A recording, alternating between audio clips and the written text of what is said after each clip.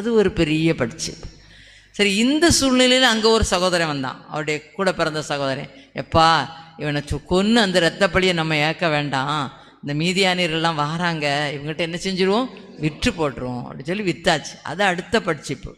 விற்று போட்டால் அவர் என்ன பண்ணார், அங்கே போய் ஒரு போத்திபார் வீட்டில் கொண்டு என்ன செஞ்சிட்டார், அவனை விற்று போட்டுட்டார்.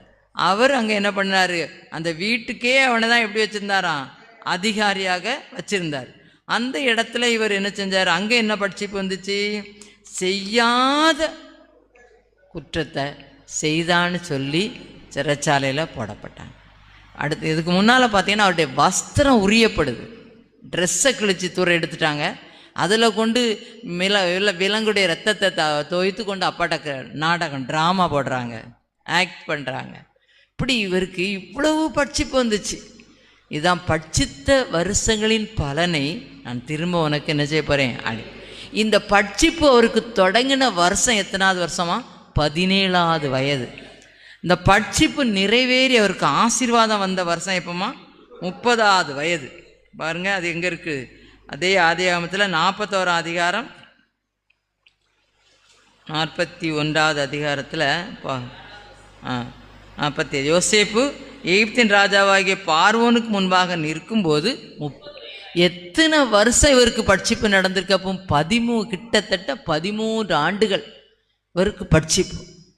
பட்சித்த வருஷங்களின் பலனை நான் உங்களுக்கு திரும்ப அளிப்பேன்.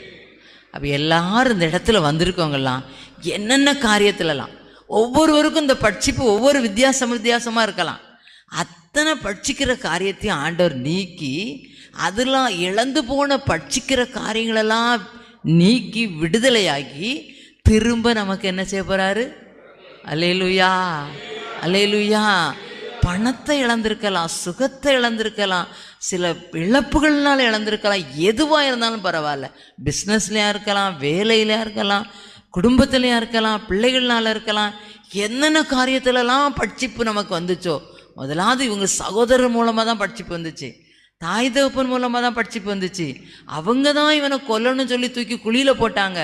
அவங்க தான் இவனை 20 காசுக்கு என்ன செஞ்சாங்க, விற்று போட்டாங்க அடுத்த தேசத்தில். அங்கே போனால் அங்கே அவருக்கு பெரிய ராஜ மரியாதையை தான் அவர் வச்சிருந்தாரு, அங்கேயும் ஒரு பட்சிப்பு வருது.